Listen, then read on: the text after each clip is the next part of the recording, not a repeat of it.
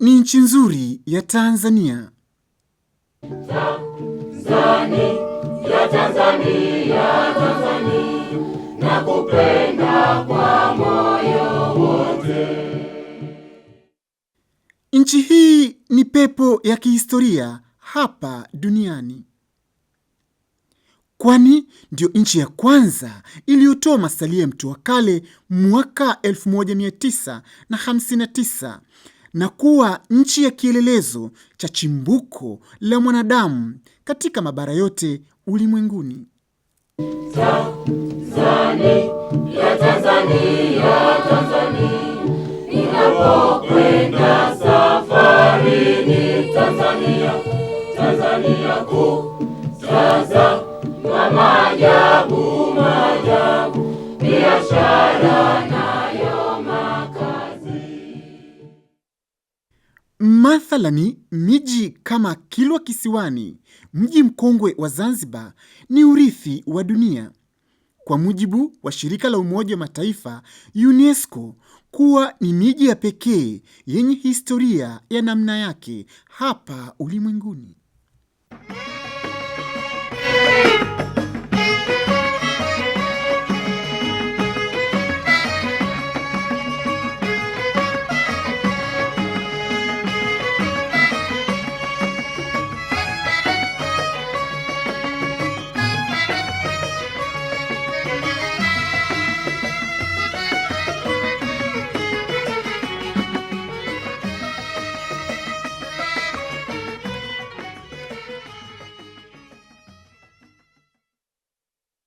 Kando na miji ya kihistoria hapa Tanzania ni ugunduzi wa fuvu la mtu wa kale katika bonde la Olduvai, Arusha mwaka 1959 uliofanywa na Dr. Mary Leakey. Ugunduzi huu umeipa sifa kubwa nchi ya Tanzania kwa kutoa kielelezo cha chimbuko la mwanadamu hapa duniani.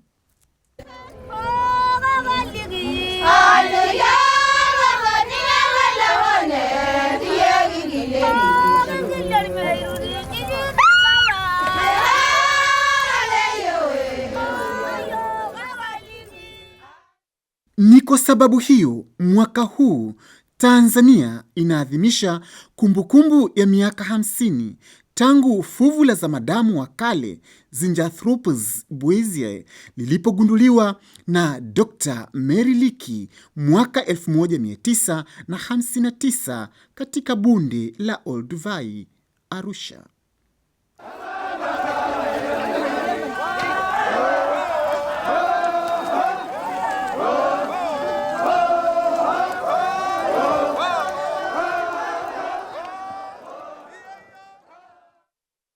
Utafiti huo wa kisayansi umeidhihirishia dunia kuwa zamadamu huyo wa kale aliishi kipindi cha miaka 1,750,000 iliyopita nchini Tanzania.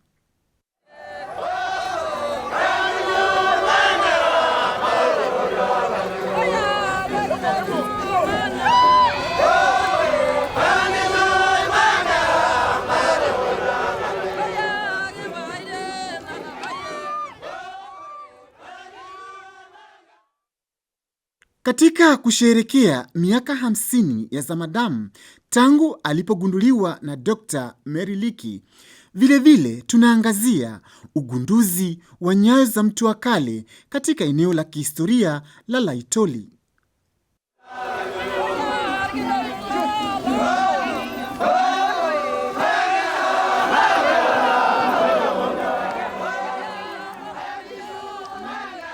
Na zamadamu huyu wa Laetoli kisayansi anaitwa Australopithecus afarensis. Masalia ya meno, masalia ya mafuvu pamoja na miguu vimepatikana na vidole pale Laetoli sehemu mbalimbali. Lakini Laetoli ni muhimu sana kutokana na uvumbuzi wa masalia ya mpito wa hawa zamadamu Australopithecus afarensis. Na masalia haya ni nyayo zao ambazo waliziacha miaka kama 3,600,000 iliyopita. Sasa ndugu makerubi, ilivyokuwa ni hivi. Unakumbuka tulipokuwa tunakuja nilikuonyesha mlima wa volcano unaoitwa Sadimani.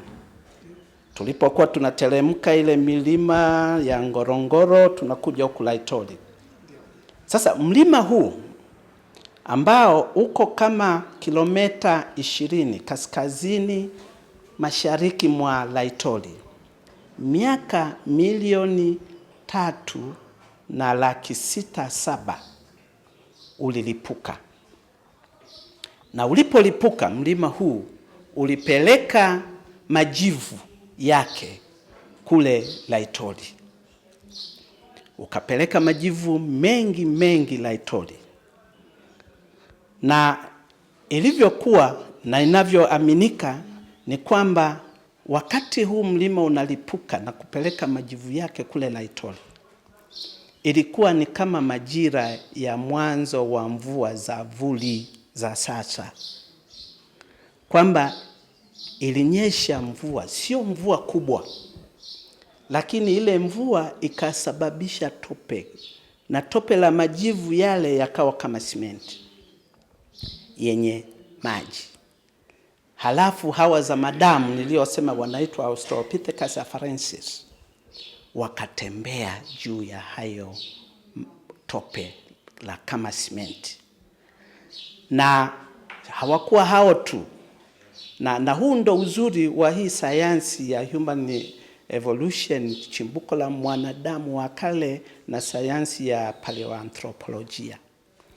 Kwa sababu pia tumeona nyayo za wanyama mbalimbali. Kwa mfano farasi wa miguu mitatu alikuwapo. Tumeona nyayo za tembo, nyayo za faru, nyayo za nyati, nyayo za guinea fowl wanaitwa kanga, pamoja na hawa digidigi. Lakini pia hata vinyani vidogo tumeona nyayo zake pale. Sasa ilipotokea hivi, mlipuko mwingine tena ukatokea na majivu yakapelekwa kule Laetoli. Kwa hiyo hizi nyayo zikafunikwa na kukawa na milipuko mingi, kwa hiyo ikafunikwa vizuri kabisa. Miaka 3,600,000 iliyopita hadi mwaka 1978. Wakati huo Mereliki alikuwa anafanya utafiti na wanasayansi wengine, na inasemekana siku hiyo walikuwa wamechoka. Wanasayansi tunapofanya kazi ni kazi za nguvu na juhudi, tunatoka asubuhi, jua la hapo naliona na ni kame na vumbi. Wamechoka, saa 9 ile wanacheza, wanatupiana vitu. Unajua wanasayansi tukikaa huko wakati mwingine tunakuwa kama watoto wadogo. Sasa walikuwa wanatupiana kinyesi cha ng'ombe. Wanasayansi hao wenye PhD wamesoma wakabobea. Sasa wakati wanatupiana, mwingine wakati anachukua ndo akaona kitu kama unyayo. Ndo hivyo mwaka 78 ndo hizo nyayo za Laetoli za madamu wa kale aitwaye Australopithecus afarensis ziligunduliwa. Nyayo hizi ni za muhimu kwa sababu ndo chanzo kabisa. Ninapofundisha darasa langu la chimbuko la mwanadamu, huwa nasema ni first steps kuelekea wanadamu, ndo chanzo, kwa sababu kinatuonyesha mwanadamu sasa alianza kutembea kwa miguu miwili na wima, na hata sasa tunatembea kwa miguu miwili na wima. Kwa hiyo walipoziona wakaanza kufanya uchimbuzi na wakagundua kwamba ilikuwa ni kama mita kadhaa, zinaweza zikawa mita 20. Na sasa hapa tuna nakala ambayo kama Bwana Makerubi utaniruhusu, basi tutatembea mimi na wewe ni kuonyeshe Walipochimbua wakagundua katika huu umbali wa mita kama 20 hivi, wakagundua kulikuwa na nyayo za wanadamu au za zamadamu watatu. Wa kwanza alikuwa anatembea, hawa ni watu wazima, na akaacha nyayo zake, lakini wa pili mzima alikuwa anamfuata huyu wa kwanza, na akawa anatembea kama mpiga video ata zoom in hapa, utaona kuna nyayo kama 2 hii na hata pale, kwamba unyayo wa mwingine unakanyaga kwenye unyayo uliotangulia. Lakini nani ya tatu, unyayo wa tatu ulikuwa ni wa mtoto. Mnauona huu, hizi ni nyayo za kale. Lakini pia ukiangalia vizuri kuna nyayo za wanyama wamo humu pia. Na bwana anayechukua picha itakuwa vizuri pia akichukua kutokana na hiki kilichopatikana, kwamba wanasayansi tunajaribu kuangalia kwamba hiyo ilikuwaje picha ile. Zamadamu.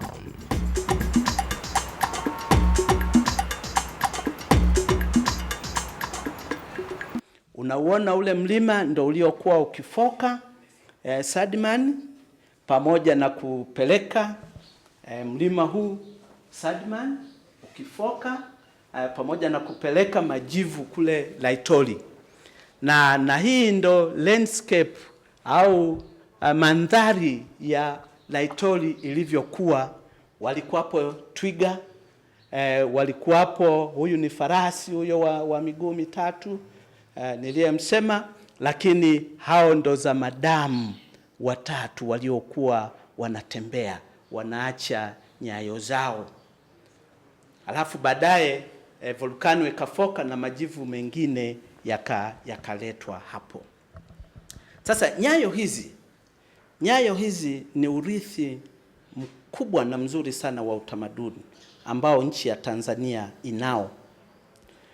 Na nyayo kama hizi hazijawahi kugunduliwa mahali penginepo popote za miaka milioni 3.7.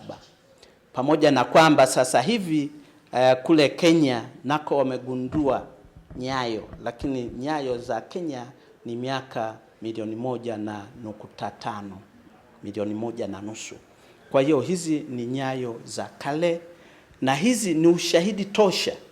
Tena huu ni ushahidi usio wa mabishano kisayansi, kuonyesha kwamba miaka milioni 3.6 hawa wazee wetu wa kale, zamadamu hawa, walianza kutembea kwa miguu miwili na wima, na kuanza kuwatofautisha na wale nyani na kima na wanyama wengine kama hao. Sasa nyayo hizi zilitengenezwa kwenye mwamba, na baada ya Mereliki na wataalamu wake kufanya utafiti, haikuwezekana kuutoa na kuupeleka makumbusho, kutokana na hali ya kwamba ukifanya hivyo kwamba zinavunjika, zinapukutika. Kwa hiyo namna pekee ya kuzikonserve, ya kuzihifadhi, ilikuwa ni kuziacha hapo, na waliweka mchanga na wakarundika mawe juu. Na baadaye miti iliota, lakini idara ya mambo ya kale na serikali pamoja na watu wa Getty Conservation Institute ya California walizikonserve tena, walizihifadhi hizi nyayo kwenye miaka ya 92 mpaka 95. Bahati nzuri Bwana Makerubi, pia ukiondoa kwamba niko kwenye kamati hii ya kitaifa kwa ajili ya ya maadhimisho ya miaka 50 ya kugunduliwa kwa zamadamu Zinjanthropus boisei, lakini pia nimekuwa kwenye kamati nyingine ya kitaifa ambayo rais wetu Mheshimiwa Jakaya Kikwete wakati wanafanya ziara na kutembelea maeneo ya taifa lake alifika huko Laetoli, na alipokuta nyayo zile alikuwa ameshasoma na kujua zipo, lakini alipokuta zimefunikwa mheshimiwa hakuziona, na mheshimiwa akatoa maagizo kwamba itengenezwe timu iangaliwe namna gani zile nyayo zihifadhiwe kinamna ambayo watu wataweza kwenda pale kuziona. Sasa nimekuwa, ina maana hizo nyayo bado ziko kule Laetoli, ambazo zile original hasa nyayo zile ziko pale Laetoli, na tukipata nafasi Bwana Makerubi nitakupeleka, nitakuonyesha zilipo. Hatutaziona kwa sababu zimefunikwa kwa ajili ya kuzihifadhi, kwa sababu hiki kitu sijui tafasiri yake ya Kiswahili, lakini vitu vya mambo ya kale nimesema ni urithi wa utamaduni, cultural heritage assets. Tuna natural heritage assets, tuna urithi mwingine wa asili kama wanyama, mimea na kadhalika. Tofauti yake ni hii, Bwana Makerubi. Kitaalamu sisi tunasema urithi wa mambo ya kale au urithi wa utamaduni ni priceless. Priceless, huwezi ukaununua, ni fragile, kwamba unavunjika, unapotea, na kwamba vikipotea havirudishwi. Sasa hivi Tanzania imerudisha faru kule Mkomazi kutoka Czechoslovakia, na kuna mipango hata ya kuleta faru wengine kutoka South Africa. Faru waliwindwa wakaisha, lakini vitu vya mambo ya kale vikiharibika vya miaka milioni 3, 4, 5 vimekwenda, huwezi ukavitengeneza, na hata ukivitengeneza havitakuwa na ile thamani. Kwa hiyo hizi nyayo zipo, zimehifadhiwa, na tuko kwenye mchakato, na serikali inajua kwamba hatimaye tutakapomaliza huo mchakato tumejipanga kwamba zijengewe makumbusho, alafu sehemu fulani ya hizo nyayo iweze kuonekana na watalii. Lakini tunataka makumbusho ambayo itakuwa na mazingira ambayo yatakuwa rafiki kwa hizi nyayo, environmentally friendly museum, ili zisiharibike. Mtazamaji, bado tunaendelea kutalii katika makumbusho hii ya Olduvai katika mji huu wa Arusha ama mkoa huu wa Arusha. Niko na wataalamu wa Chuo Kikuu cha Dar es Salaam, nimeambatana nao na wanakusimulia hadithi nzuri kabisa kuhusiana na Zamadamu na maadhimisho ya Zamadamu kutimiza miaka 50, kwani mwezi wa 8 basi kutakuwa na maadhimisho makubwa kabisa ambapo wanazuoni mbalimbali watakutanika katika ule mji wa Arusha wakitafakari mambo mbalimbali ya kale. Na kama ulivyosikia ni kwamba historia tunatakiwa sisi wa Tanzania tuitunze. Unapoona vitu vya kale basi vitunze, usibomoe. Sasa hivi kuna tatizo la kubomoa majengo ya kale, kama vile jiji la Dar es Salaam, mji wa kale unaanza kupotea kutokana na kubomolewa na watu wasiojua historia ama wasioipenda historia. Umemsikia daktari anasema kwamba nyayo zile zimehifadhiwa, hata mheshimiwa rais wetu aliyekufika pale akuta zimefunikwa vizuri na hakupata bahati kuziona, lakini ziko katika hali ya kufanywa kuwekwa, kujengewa sehemu nzuri kabisa. Kila mtu atakapofika pale ataziona. Lengo ni kwamba tunataka kuhifadhi historia, kwa sababu kitu cha kale kikitoweka, kukirudisha huwezi kukipata tena. Hivyo tutunze historia nchi yetu, na historia ni mali. Zamadamu.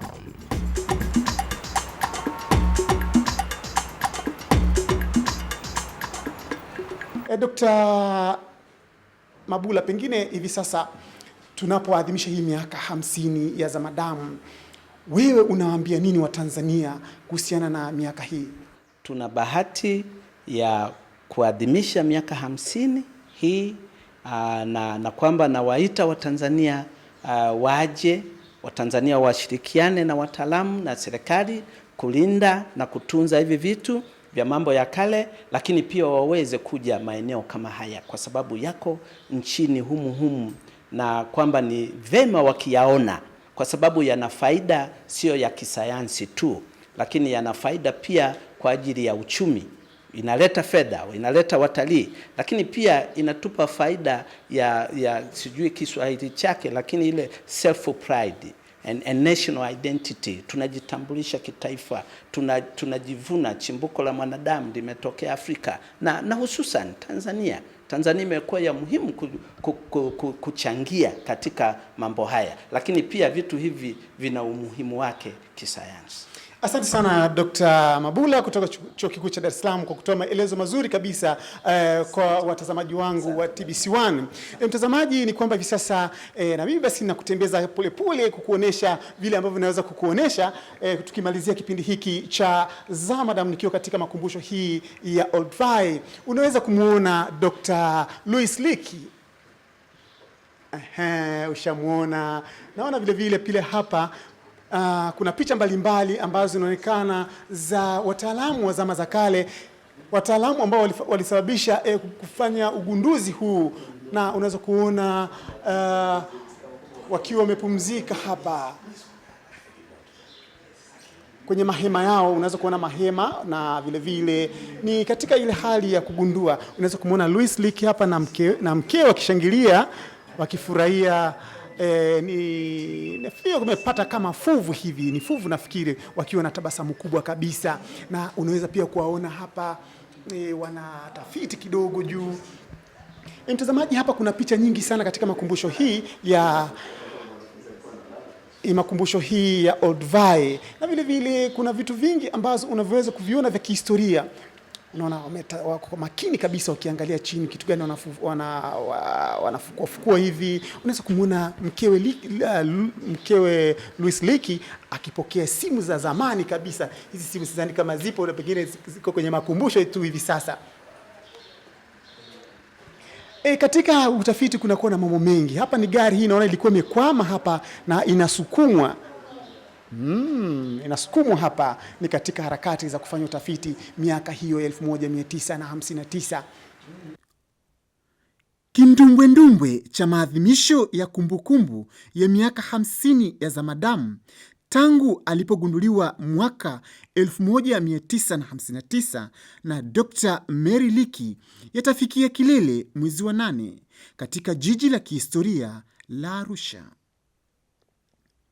ambapo wataalamu wa sayansi ya mambo ya kale kutoka sehemu mbalimbali za dunia wanatarajiwa kuhudhuria mihadhara mbalimbali ya sayansi ya mambo ya kale mjini Arusha.